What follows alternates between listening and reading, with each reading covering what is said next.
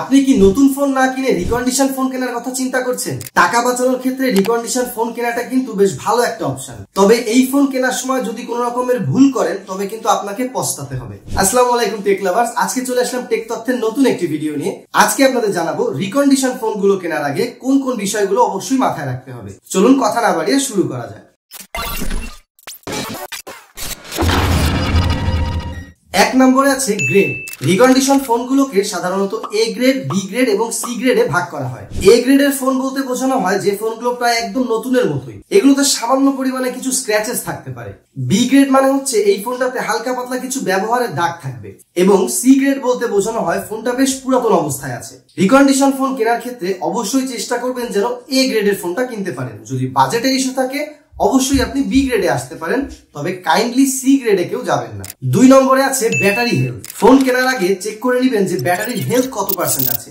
আইফোনের ক্ষেত্রে আপনি সেটিংসে যেয়ে দেখতে পারেন এবং অ্যান্ড্রয়েডের ক্ষেত্রে বেশ কিছু এক্সটার্নাল অ্যাপস আছে যে অ্যাপস গুলো ইউজ করে আপনি ব্যাটারি হেলথটা চেক আপ করতে পারবেন। কোনোভাবেই 80% এর নিচে যদি ব্যাটারি হেলথ থাকে দয়া করে সেই ফোনগুলো আপনারা কিনবেন না। আপনি যদি 80% এর নিচে ব্যাটারি হেলথ এমন কোনো ফোন কেনেন তাহলে খুব শীঘ্রই আবার আপনার ব্যাটারির পেছনে টাকা খরচ করতে হবে, কারণ আপনাকে আবার নতুন একটি ব্যাটারি তাতে লাগাতে হবে। 3 নম্বরে আছে ওয়ারেন্টি এবং রিটার্ন পলিসি। রিকন্ডিশন ফোনগুলো কেনার আগে অবশ্যই দোকানদারের কাছ থেকে ফোনগুলোর ওয়ারেন্টি এবং রিটার্ন পলিসি সম্পর্কে জেনে নেবেন। রিকন্ডিশন ফোনগুলো কেনার ক্ষেত্রে দোকানদার কতদিনের ওয়ারেন্টি দিচ্ছে বা রিটার্ন পলিসি দিচ্ছে সেটা অবশ্যই খেয়াল করবেন। এই ফোনগুলোর ক্ষেত্রে অন্তত 3 মাস থেকে 6 মাসের সার্ভিস ওয়ারেন্টি থাকলে বেশ ভালোই হয়। সাথে যদি রিটার্ন পলিসি বা এক্সচেঞ্জ পলিসি থাকে তবে সেটা আপনার জন্য আরো বেশি সুবিধাজনক। 4 নম্বরে আছে সফটওয়্যার এবং হার্ডওয়্যার চেক।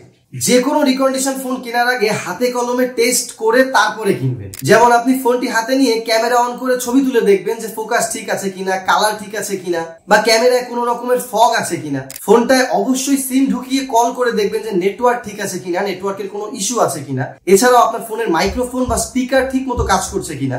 এর পাশাপাশি আপনি চেক করবেন ফোনের ডিসপ্লে এবং মাস্ট আপনার ফিঙ্গারপ্রিন্ট সেন্সরটা কাজ করছে কিনা। এসব কিছুর পরে অবশ্যই মোবাইলটাকে চার্জ করে দেখবেন যে চার্জ ঠিক মতো নিচ্ছে কিনা। 5 নম্বরে আছে দাম।